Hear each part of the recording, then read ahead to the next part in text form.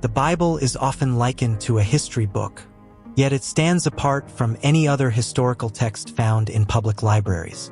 Its narrative spans from the creation of the earth to the prophesied end of the world, making it unparalleled in scope.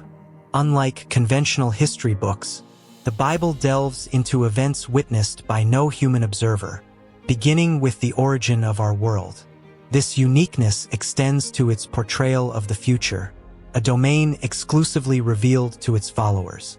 The purpose of disclosing future events wasn't merely to satisfy curiosity, but to prepare believers for what lies ahead, preventing surprise and misinterpretation.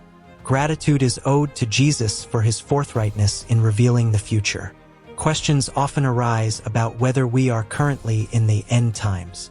However, the Bible speaks of the last days, which have persisted for 2 millennia, commencing at Pentecost with the fulfillment of prophecies. Each Christian generation is admonished to be prepared for the imminent return of the Lord. Throughout its pages, the Bible abounds with predictions, totaling 735, scattered across a quarter of its chapters.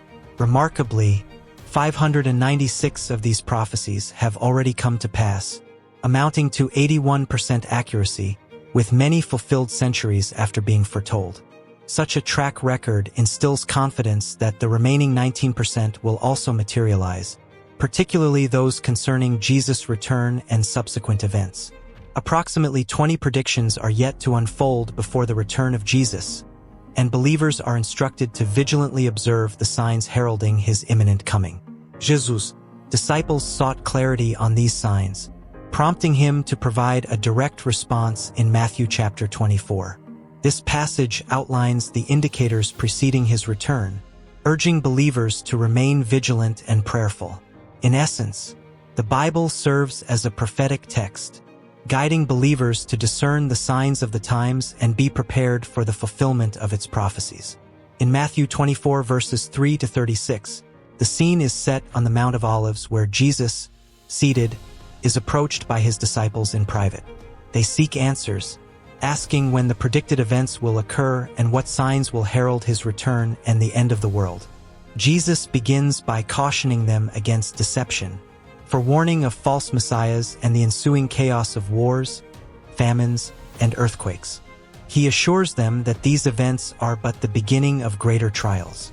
They will face persecution, hatred, and betrayal because of their allegiance to him. False prophets will arise, leading many astray, and lawlessness will abound, causing love to grow cold among people. However, amidst this turmoil, Jesus offers hope to those who endure faithfully. He prophesies that the gospel will be proclaimed worldwide before the end arrives. He references Daniel's prophecy about the sacrilegious object desecrating the holy place, urging swift action and intense prayer for those in Judea. The severity of the impending tribulation is emphasized, with particular concern expressed for pregnant and nursing women. Urgency marks Jesus' words as he advises against hesitation, even in the face of personal belongings. He warns of unprecedented anguish, so intense that without divine intervention, no one would survive. Yet, there is a glimmer of solace amidst the foreboding darkness. For the sake of God's chosen ones, the time of calamity will be shortened. This serves as a reminder of divine providence and the ultimate triumph of righteousness over evil. Jesus issues a solemn warning against deception, cautioning that false messiahs and prophets will arise, wielding great signs to lead astray even those considered among the chosen. He emphasizes the unmistakable nature of his own return, likening it to a sudden flash of lightning spanning the heavens. Describing the precursors to his return, Jesus speaks of celestial phenomena such as the darkening of the sun and moon, falling stars, and upheaval in the heavens that will herald his imminent arrival, stirring profound mourning among all peoples. Assuring his return with divine power and glory, Jesus speaks of dispatching his angels to gather his chosen from every corner of the globe.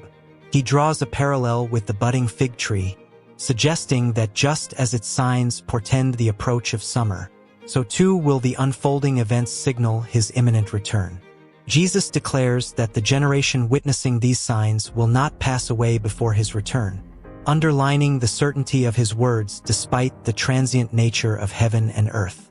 However, he stresses that only the Father knows the exact timing, urging vigilance and preparedness among his followers. Among the signs mentioned, the first encompasses global upheavals, wars, famines, and earthquakes ongoing yet intensifying throughout history. These serve as markers indicating the fulfillment of prophecies and the eventual culmination of Jesus' return. As we observe the world around us, it's evident that we're experiencing the first sign that Jesus spoke of wars, rumors of wars, earthquakes, and famine. Throughout his teachings, Jesus repeatedly warns against deception, emphasizing the danger of being misled as the end draws near.